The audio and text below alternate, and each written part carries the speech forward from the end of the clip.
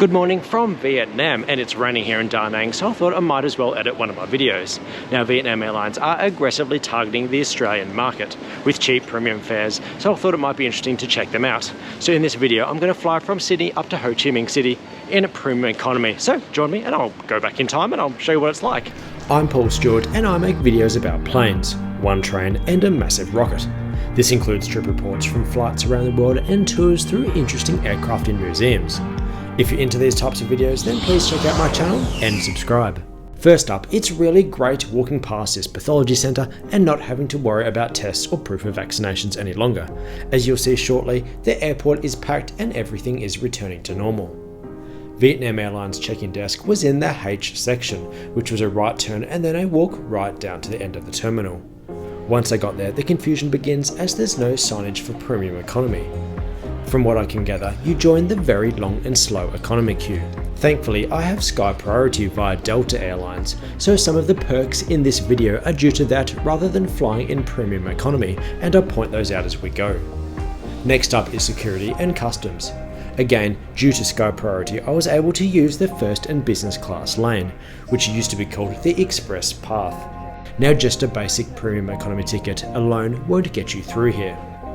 Here we are in the bustle that is Sydney Airport, and there's been some recent refurbishments which have improved the atmosphere.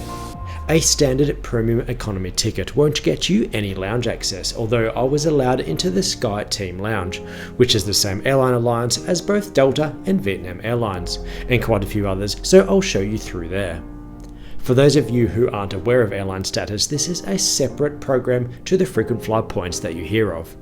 To earn these, you need to fly and earn status credits, which the more you earn, you jump up the ladder of status benefits, and then you get to share them across all the airlines within the same alliance. So my Delta status gives me access to these shorter queues and the lounge, irrespective of the travel class. I'd have these same perks even if I was flying in economy as well.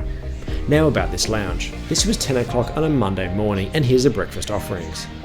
There's also a bar with coffee, although for my Melbourne subscribers, it was just a machine rather than a proper barista coffee. It tasted great nonetheless.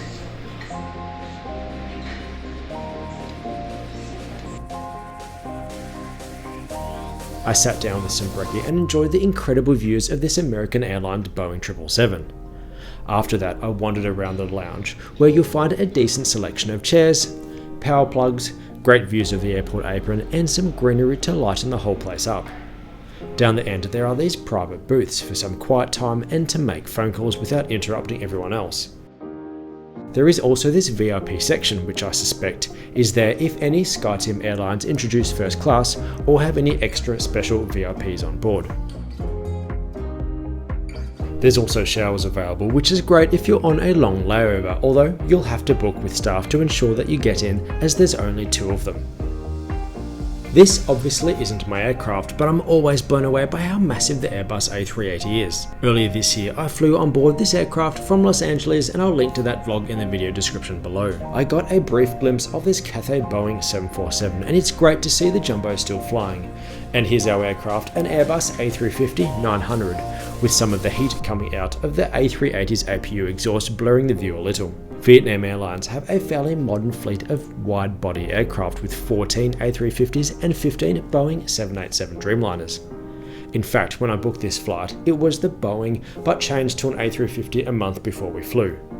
Comment below with your thoughts on Vietnam's livery, and which it looks better on, the 787 or the A350. The lines formed, and again there's no premium economy queue, so you'll be stuck in the standard long economy line. My line, which was initially a SkyTeam Priority, changed back to economy, and it was really a bit of a dog's breakfast.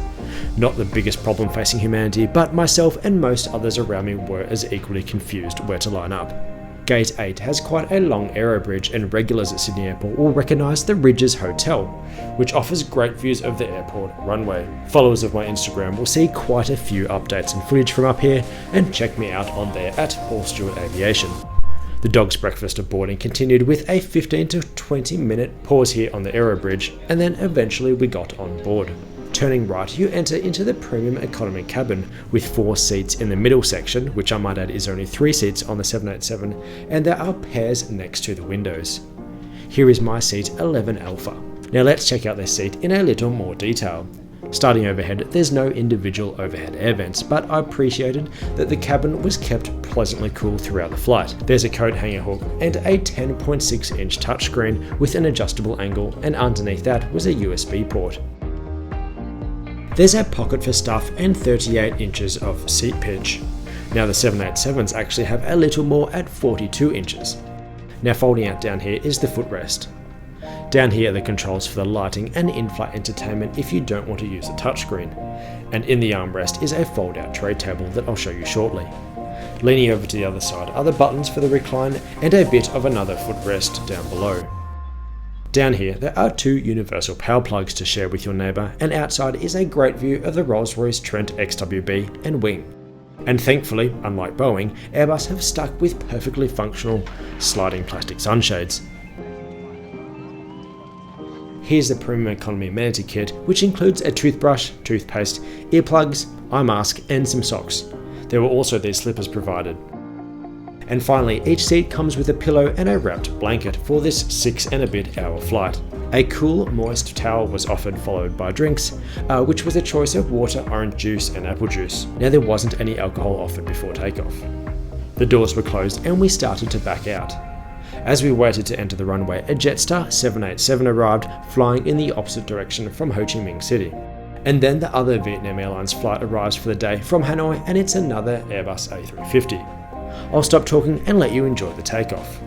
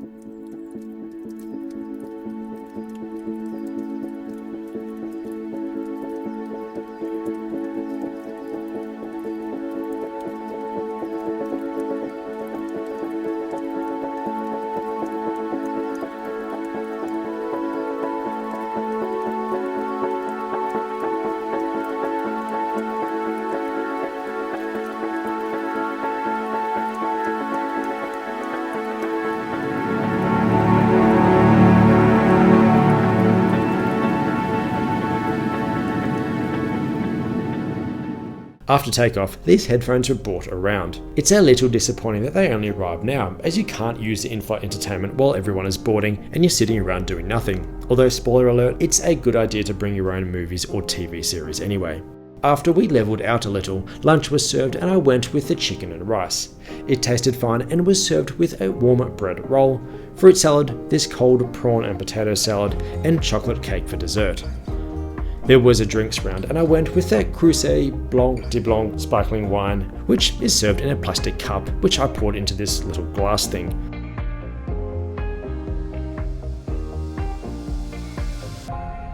I discovered that there's another bald and bankrupt guy travelling around Vietnam now, and saved some of this video on my phone. By the way, he's a great travel vlogger and well worth checking out. There was a round of hot drinks and I went with a coffee which tasted like standard airplane coffee, and then I changed to the single white wine option, which I can't pronounce, so here's a photo of it and that tasted okay. Here's the in-flight entertainment, starting with this single basic flight map.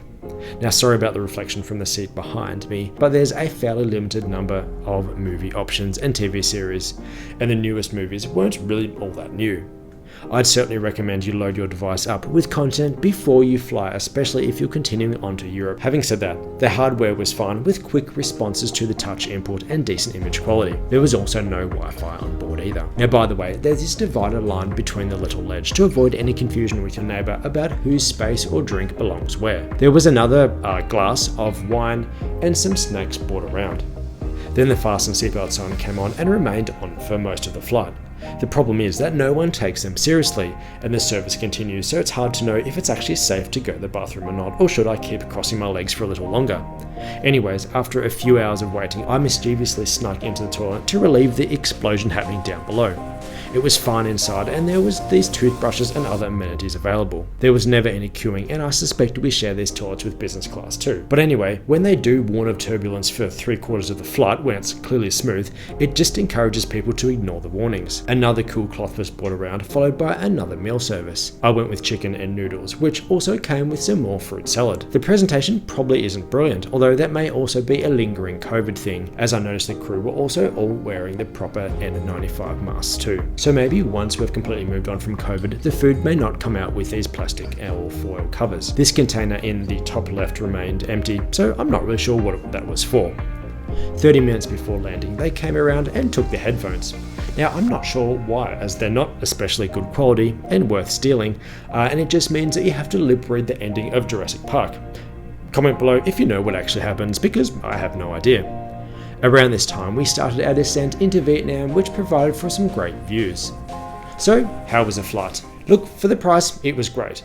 The seat was fine and obviously more spacious than a standard economy seat. The amount of food was good for a 6 to 7 hour flight, and while the presentation seemed to be the same as economy, it all tasted fine and there was a decent amount. It would have been nice to have seen the menu though, as it's an easy way to differentiate premium from standard economy by letting us know what we're eating. The crew were attentive in offering and topping up drinks and removing the trays once we had finished. Now, the in-flight entertainment was okay, but the content was limited, so if you're fussy or weirdly obsessional about watching The Lord of the Rings whenever you fly, you'll need to load some content on your own device. At the airport, the lack of separate queues for premium economy, especially at check-in, is quite a letdown. But check out their website when you do go making a booking, as premium economy was often less than $100 more expensive than economy, so it's worth it just for the bigger seat. Now, I suppose when people think of premium economy, it's usually either a business class light or a slightly better than economy ticket, and in this case, I'd suggest it's more of the latter, and that's how it's priced. The A350 itself is a fantastic, comfortable aircraft, although it's probably on par with the 787. If you have an option, I would always select one of those over the old A330 or 777s, as these newer aircraft have slightly more humid interiors so you don't arrive all dry and dehydrated. Now, as I mentioned in the intro, Vietnam Airlines are offering great value premium fares through to Europe from Australia, and often the premium economy will be cheaper than standard economy with most full service airlines. And in business class, it's often half the price of Qantas and others, and that'll be in the next video coming up. If you enjoyed the video, please give it a thumbs up and check out my channel for many more similar videos. Thanks for watching.